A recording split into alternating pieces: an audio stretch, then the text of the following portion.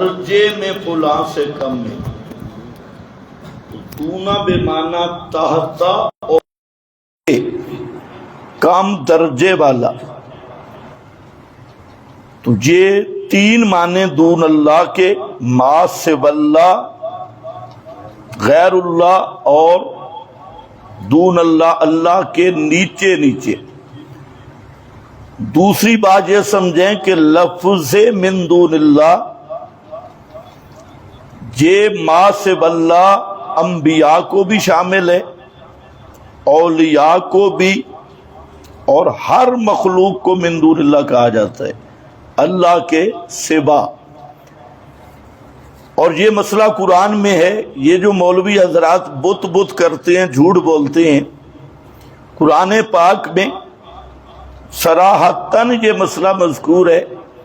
ما کان لبشر، یہ سورہ آل عمران ہے، ان یؤتیہ اللہ الکتاب والحکم والنبوہ ثم یقول للناس کونوا عبادا لی من دون اللہ.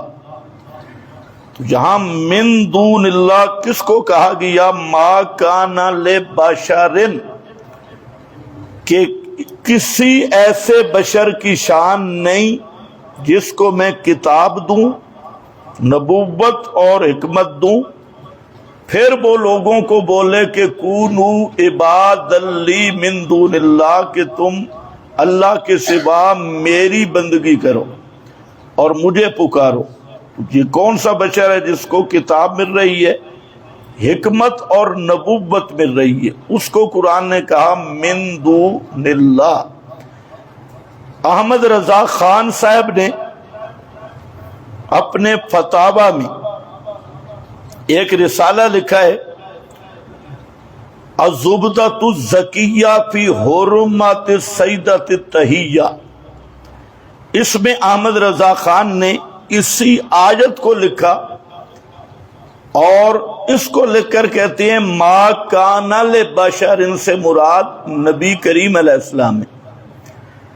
تو اب ما کان لبشر سے مراد نبی پاک صلی اللہ علیہ وسلم، اور اعلی حضرت صاحب آگے من دون اللہ لکھ رہے ہیں. تو یہ عوام الناس کو دھوکہ دینے کے لیے کہہ دیتے ہیں من دون اللہ سے مراد بت ہیں. اب یہاں احمد رضا خان نے خود من دون اللہ سے مراد امام الانبیاء صلی اللہ علیہ وسلم لیے، اور فتاوی رضویہ میں اور اس کے رسالہ میں موجود ہے. اسی طرح اموات غیر احیاء وما یشعرون، اس سے پہلے بھی ہے کہ والذین یدعون من دون اللہ لا یخلقون شیئا وهم یخلقون.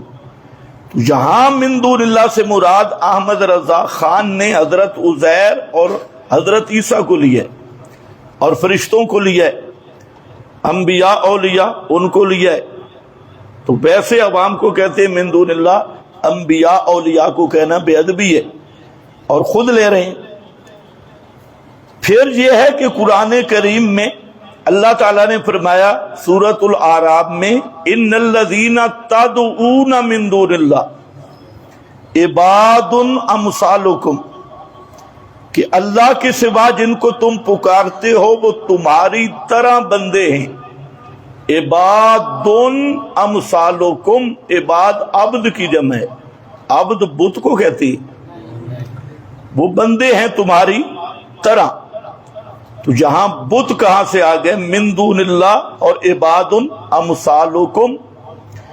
پھر یہ ہے کہ سورۃ الکہف کے آخر میں ذکر کیا افحسب الذین کفروا ان یتخذوا عبادی من دونی اولیاء. کیا ہے؟ عبادی من دونی اولیاء.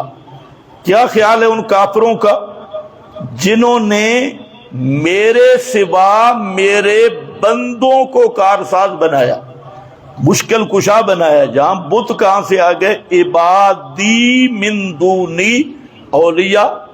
پھر سورۃ المائدہ کے آخری رکوع کے شروع میں قیامت کا منظر ذکر کیا کہ قیامت والے دن یہ جو عیسائی مشرک ہیں حضرت عیسیٰ کو پکارتے ہیں، ان کو حضرت عیسیٰ کے روبرو کیا جائے گا، کیونکہ عیسائیوں نے حضرت عیسیٰ پہ یہ الزام لگا رکھا ہے کہ حضرت عیسیٰ نے ہمیں کہا کہ مشکل میں مجھے پکارو اور میری ماں مریم کو پکارو، ان سے دعائیں مانگو۔ تو قیامت کے دن روبرو ہوں گے۔ سورۃ المائدہ کا آخری رکوع کا شروع ہے۔ اس سے پہلے رکوع میں اللہ نے حضرت عیسیٰ کی عظمتیں بیان کی، شانیں بیان کی، انعامات، اور پھر فرمایا کہ یہ انعامات یاد کرانے کے بعد اللہ رب العزت پوچھیں گے اذ قال اللہ یا عیسی ابن مریم اانت قلت للناس اتخذونی وامی الہین من دون اللہ، کہ اللہ تعالیٰ فرمائیں گے میرے عیسیٰ کیا تو نے کہا تھا کہ مجھے اور میری ماں کو مشکل کشا بنا لینا من دون اللہ، اللہ کے سوا؟ تو اب یہاں من دون اللہ سے مراد کون ہے؟ حضرت عیسیٰ اور بی بی مریم۔ اسی طرح سورۃ المائدہ میں عیسائیوں سے خطاب ہے اور وہاں پر آ رہا ہے افتعبدون من دون اللہ ما لا یملک لکم ضرا ولا نفعا واللہ هو السمیع العلیم۔ تو یہاں من دون اللہ سے مراد سب مفسرین نے حضرت عیسیٰ بی بی مریم لیے اور بات بھی انہی سے ہو رہی ہے۔ تو یہ بہانہ کہ من دون اللہ سے مراد بت ہیں ہر جگہ پہ اور بتوں کے ساتھ بند ہے، یہ نرا جھوٹ اور قرآن پہ بہتان ہے۔ سورۃ توبہ میں ذکر کیا اتخذوا احبارہم ورہبانہم اربابا من دون اللہ والمسیح ابن مریم، کہ یہود و نصارہ نے اپنے مولویوں اور پیروں کو اللہ کے سوا رب بنایا اور مسیح بیٹے مریم کو رب بنایا۔ تو اب احبار اور رہبان بتوں کو تو نہیں کہتے کہ وہ پتھروں کے بنے ہوئے تھے، ہبر علماء اور درویش، اور مسیح ابن مریم مسیح بھی بت کو نہیں کہتے۔ تو یہ مولوی نے جان چھڑانے کے لیے عوام الناس کو کہہ دیا جی یہ تو بتوں والی آیتیں پڑھتے ہیں۔ تو دوسری بات میں نے عرض کی کہ من دون اللہ کا معنی اللہ کے سوا، اور یہ انبیاء، اولیاء، صدیقین سب کو شامل ہے اور اس میں کوئی تردد نہیں۔ تیسری بات یہ سمجھے کہ من دون اللہ کا لفظ اختیار کرنے کی وجہ اور نقطہ کیا ہے، اور الفاظ بھی آئے ہیں، مع اللہ کے لفظ بھی آئے ہیں، غیر اللہ کے لفظ بھی آئے ہیں، اور بھی غیرہ کے لفظ بھی ہیں، لیکن اس میں خاص نقطہ ہے اور اس کو سمجھنا ضروری ہے کہ ہمیشہ جو مشرکین رہے ہیں ان کا نظریہ یہ رہا ہے کہ جو معبود ہے نا الہ، وہ الہ اللہ الہ اعظم ہے۔ کیا ہے؟ الہ اعظم۔ اور یہ جو ہم جن کو پکارتے ہیں یہ چھوٹے الہ ہیں، اور اللہ جو ہے الہ اعظم ہے۔ فرق کیا ہے کہ اللہ رب العزت کے علم، اختیار اور صفات ذاتی بلا عطائے غیر ہیں، اور جن کو ہم پکار رہے ہیں ان کو اختیارات اللہ نے عطا کر رکھے ہیں، ان کو علم غیب اللہ نے عطا کر رکھا ہے، ان کو تصرف ما فوق الاسباب کی طاقت اللہ نے عطا کر رکھی ہے۔ تو ان کی صفات عطائی ہیں اور اللہ کی صفات ذاتی، اس لحاظ سے اللہ الہ اعظم ہے، معبود اعظم۔ اور یہ جو ہمارے حضرات ہیں یہ معبود اصغر ہیں، چھوٹے چھوٹے معبود ہیں، یہ اللہ کے برابر نہیں۔ انہیں جو طاقتیں ملی ہیں یہ اللہ نے دی ہے، اور یہ اللہ کے مختار کیے ہوئے ہیں۔ علم غیب ان کا تفویضی ہے، اختیار ان کے تفویضی ہے۔ تو اس لحاظ سے وہ کہتے ہیں یہ الہ تو ہیں لیکن اللہ سے کم درجے میں ہیں۔ تو من دون اللہ فلان دونا فلان کا مطلب کیا ہوتا ہے؟ درجے میں کم. تو اللہ نے فرمایا جن کو من دون اللہ یعنی جن کے اختیارات تصرف سما ما فوق الاسباب عطائی سمجھ کے پکارتے ہو نا، دونا درجے میں کم اللہ کے لیے ذاتی، وہ معبود اعظم، ان کے لیے عطائی یہ درجے میں اللہ سے کم، تو وہ نہ تمہاری سنتے ہیں نہ تمہاری پوری کر سکتے ہیں.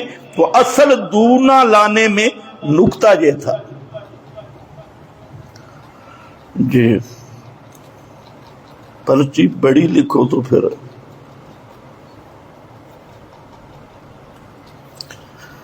اگر قبر کی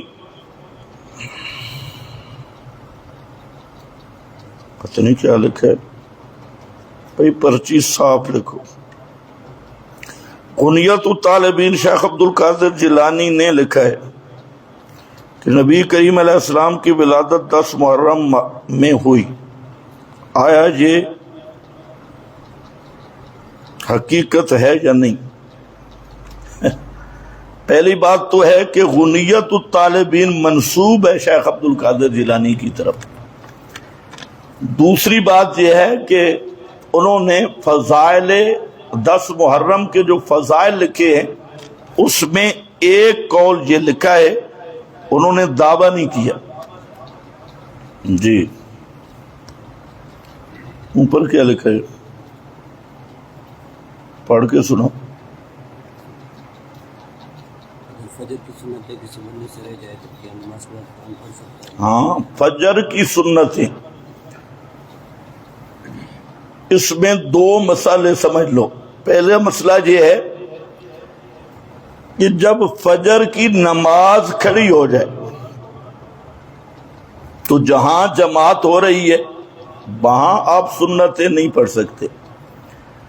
آج کل یہ بہت غلطی ہے کہ جہاں امام ہے تو وہ پیچھے ہٹ کے سنتے پڑھنے لگ شروع ہو جاتی.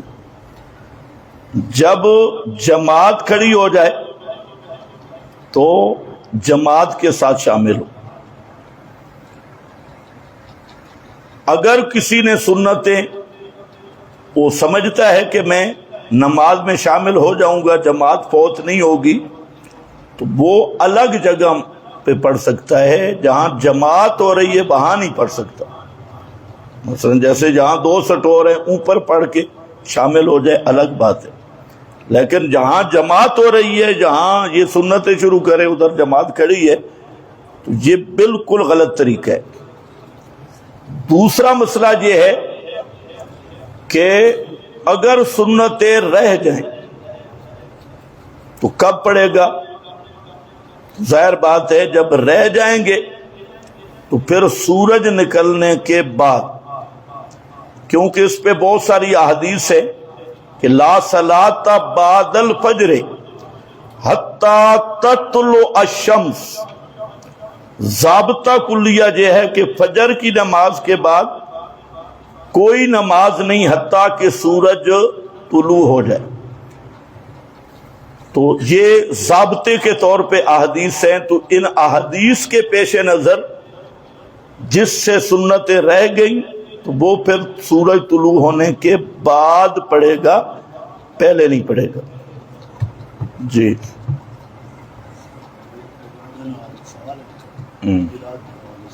ہاں ایک جو آزاد ہو رہے ہیں نا آپ اور یہ تو صلی اللہ علیہ وسلم کے زمانے میں بازار میں ہوتا تھا نا، اور ابھی دونوں مسجد میں پڑھتے.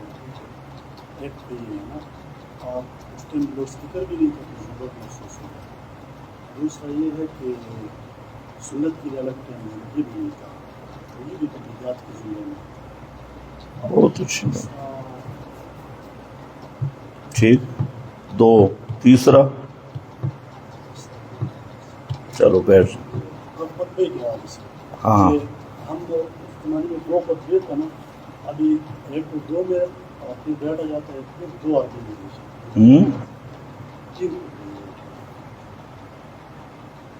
ایک اردو میں پہلا نا، پھر ہمارا جو بھی علماء ہے نا وہ بیٹھ جاتا ہے، پھر ایک خطبہ دیتا ہے، پھر بیٹھ جاتا ہے، پھر ایک دیتا ہے. اور پہلا आखिरी खुतबा सबसे लंबा था ना, हम्म, अभी पहला खुतबा सबसे लंबा हो जाता है और बाद में दूसरा समय।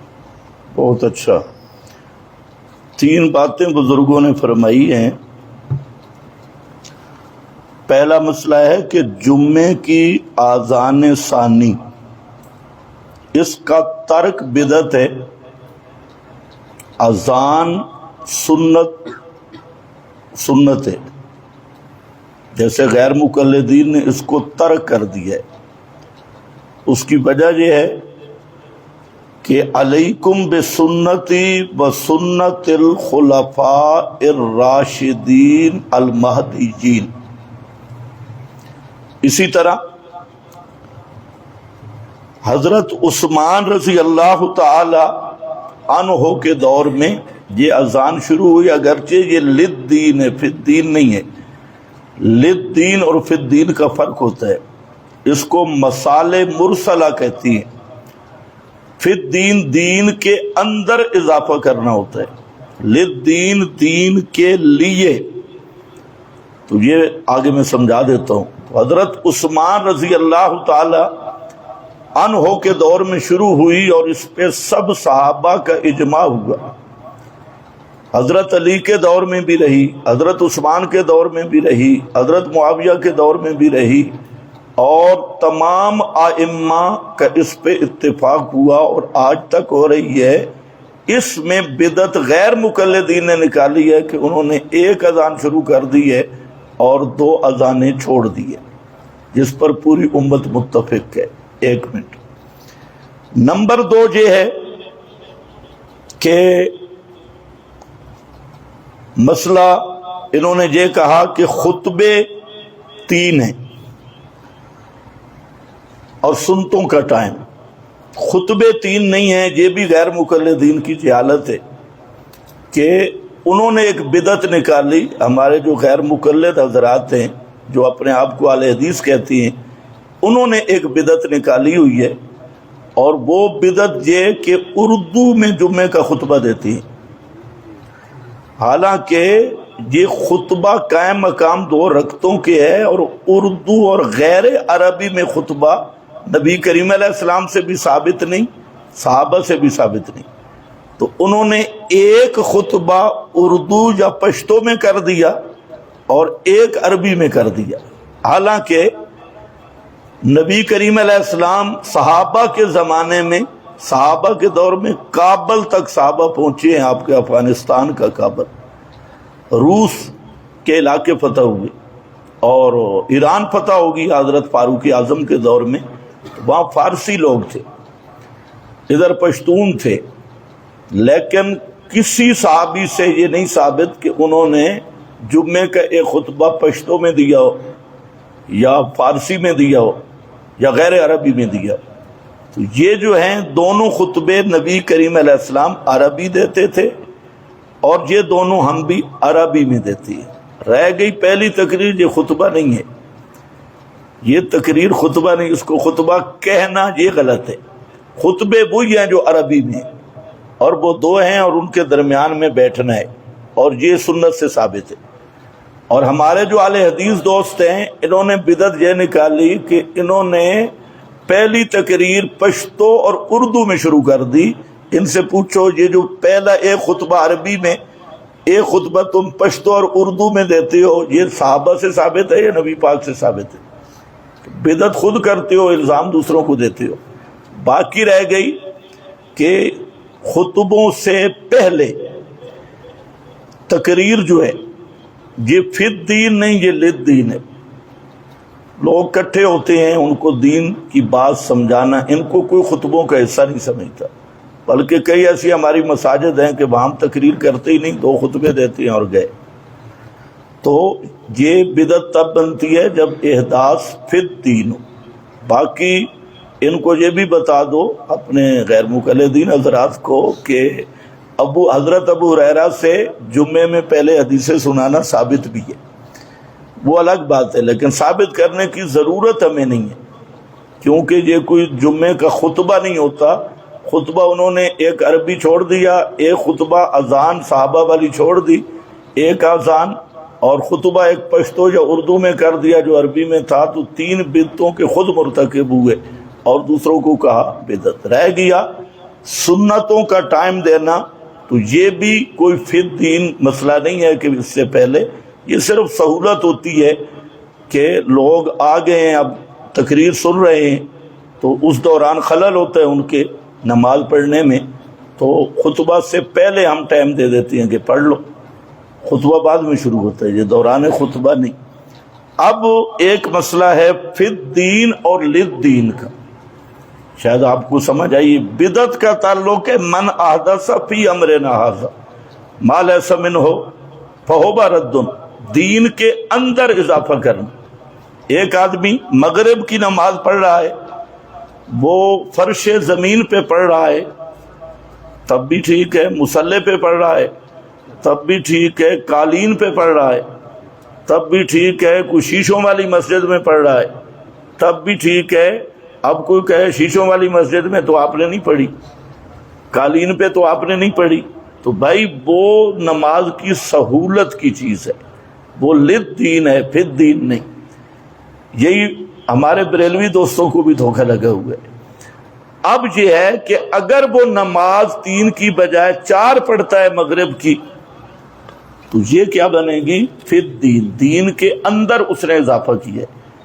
تو بدعت یاد رکھو وہی بنے گی جو دین کے اندر اضافہ ہوگا۔ جہاں تک سہولت کے لحاظ سے ہے، اب لاؤڈ سپیکر آپ کہہ رہے ہیں تو آپ کے زمانے میں تو لاؤڈ سپیکر نہیں تھا، پھر اہل حدیث حضرات کو یہ بھی کہیں کہ لاؤڈ سپیکر بھی بدعت ہے۔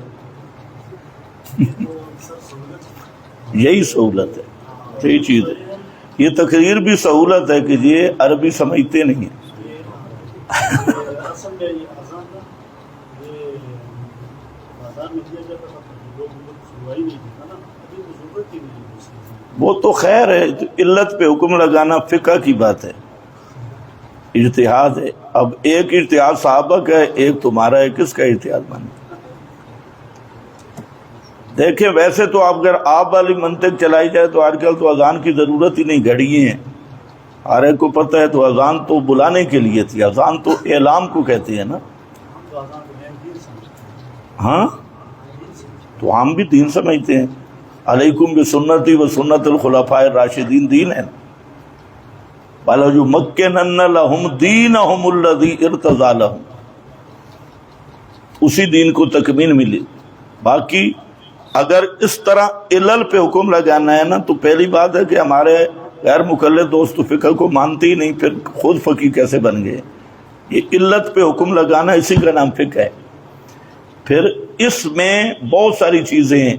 سفر پہلے پیدل ہوتا تھا، اب گاڑیوں پہ ہے، تو کیا خیال ہے سفرانہ نماز چھوڑ دیں گے؟ قصر نماز قصر نہیں چھوڑیں گے، اگرچہ وہ مشقت نہیں رہی۔ اسی طریقہ سے اذان اعلام کے لیے تھی، نماز کا وقت، اب گھڑیاں آ گئی ہیں تو اذان رہے گی چاہے وہ بجا رہے یا نہ رہے۔ تو جس عمل پہ صحابہ متفق ہو گئے تو وہ علت باقی رہے نہ رہے اس میں کوئی فرق نہیں پڑتا، سنت خلفاء راشدین باقی رہے گی۔ یہ بات سمجھ میں تفکر والا سوال ہے۔ چلو جس نے بھی اٹھایا، سنتوں کو جس نے بھی، ہاں وہ بتا دیے۔ ہاں اور کوئی سوال ہے وہ بھی کر سکتے ہیں۔ یار یہ پرچیاں ذرا موٹی لکھو۔ بعض لوگ سوال کرتے ہیں کہ جی ایک آدمی ہے، سبزی کھیت میں سبزی بوتا ہے، پالک اپنی گھر کے لیے پالک ہوتا ہے یا پیاز ہو یا کسی چیز سبزی، اور وہ سب نکلتا ہے،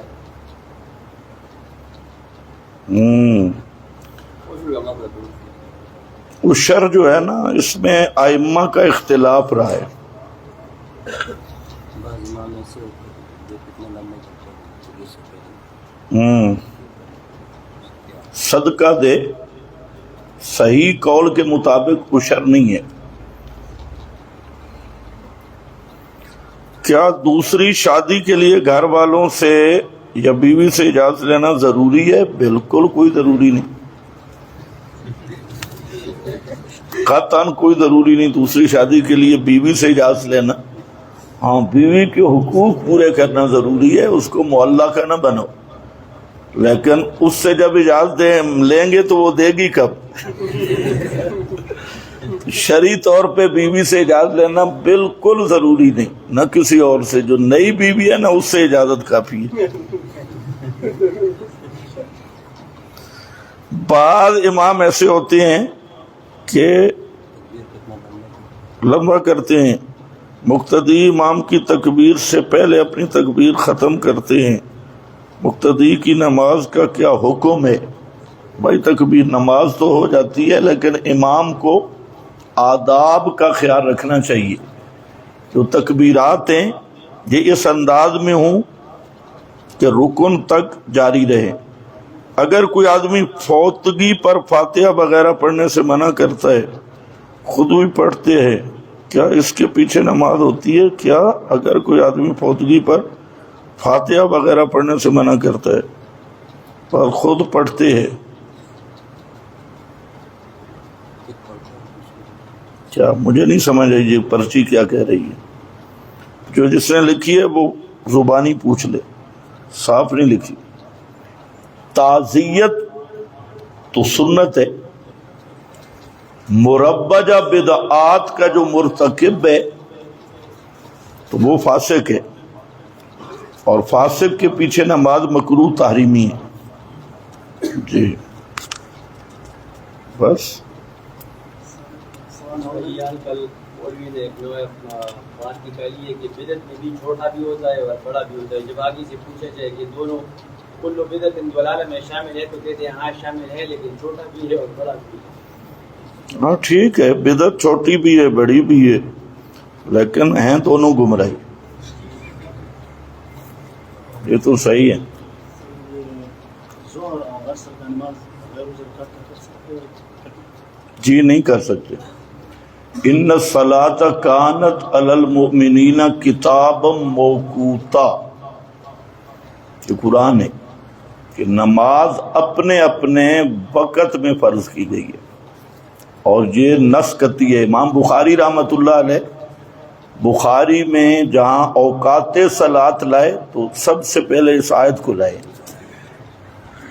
اب یہ ہے کہ اوقات نماز متعین ہے.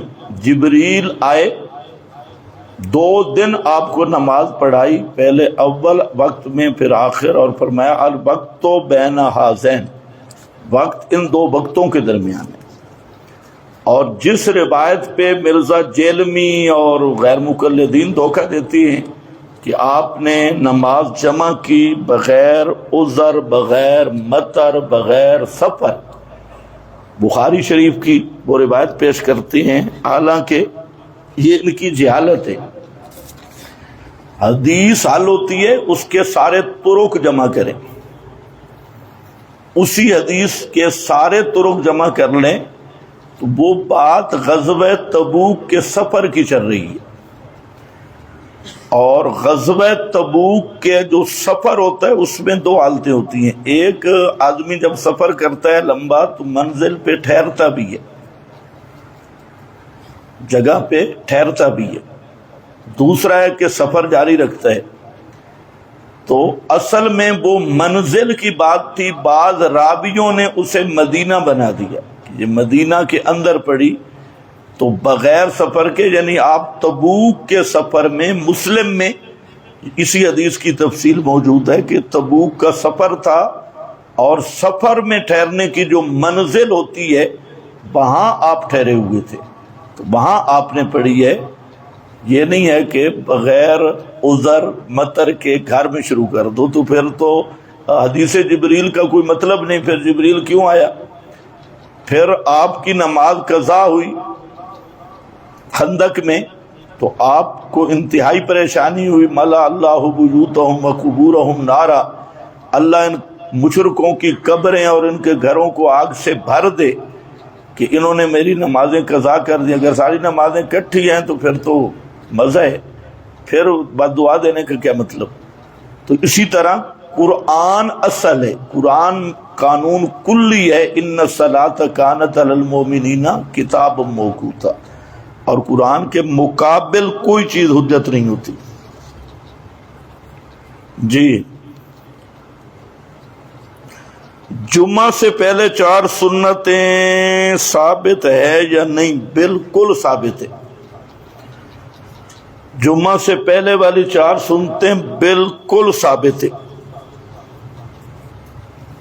نبی کریم علیہ السلام کے فرمان سے بھی ثابت ہیں اور صحابہ سے بھی ثابت ہے. حضرت عبداللہ ابن مسعود رضی اللہ تعالیٰ عنہ اور ان کے سارے شاگرد اور ان کی تاکید بھی موجود ہے. اس لیے جمعے سے پہلے 4 سنتیں پڑھنے سے بھاگنے کی کوشش مت کرو. اگر مقتدی سے 1 رکعت رہ جائے، بھائی یہ جو مسائل ہیں نا تمہارے تدریسی، تجھے کلاس میں کیا کرے، جہاں کوئی عقائد کی بات کیا کرے. وعلیکم السلام. جی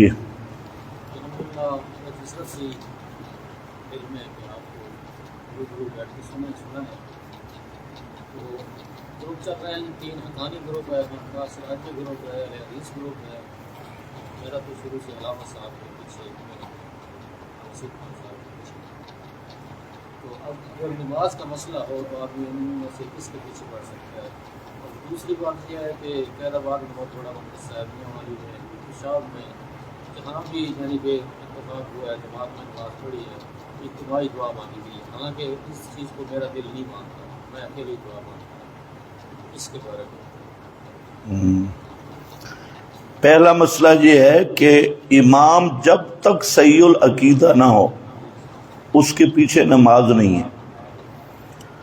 نماز کے لیے شرط ہے جماعت کے لیے کہ امام کا عقیدہ صحیح ہو.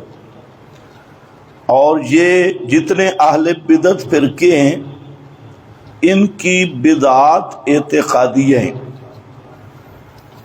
تو اس لیے جو بدعات اعتقادی کے مریض ہیں ان کے پیچھے بالکل نماز نہیں. یہ تو بالکل صاف بات ہے. اکیلا پڑھے.